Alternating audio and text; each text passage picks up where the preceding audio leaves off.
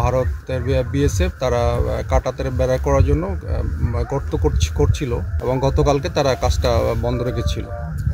তো আজকে আবার দুপুর থেকে তারা যখন কাজটা শুরু করে আমাদের বিজিবির পক্ষ থেকে আমরা তীব্র প্রতিবাদ জানাই।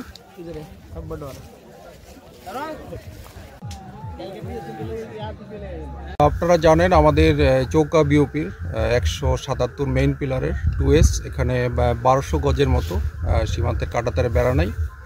তো ভারতের অভ্যন্তরে আনুমানিক 100 গজ ভিতরে ভারতের বিএসএফ তারা কাটাতারে বেড়া করার জন্য গর্ত করছিল। তো আমরা গর্ত করা দেখে আমরা সাথে সাথে বিএসএফ বিজিবির পক্ষ থেকে তীব্র প্রতিবাদ জানাই এবং গতকালকে তারা কাজটা বন্ধ রেখেছিল।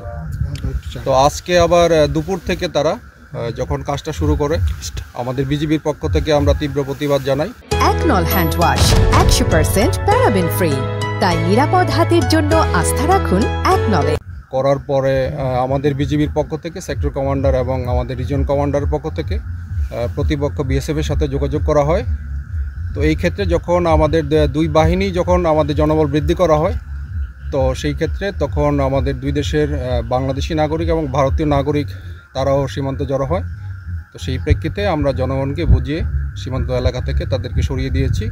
বর্তমানে সীমান্ত পরিস্থিতি স্বাভাবিক।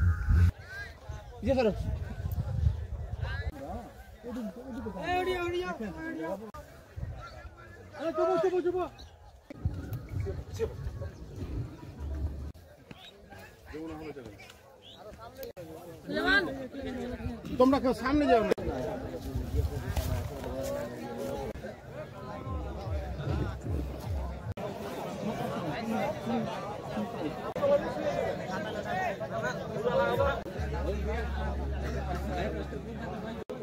ঠিকঠাক সংবাদ দিয়ে হোয়াটসঅ্যাপ গ্রুপে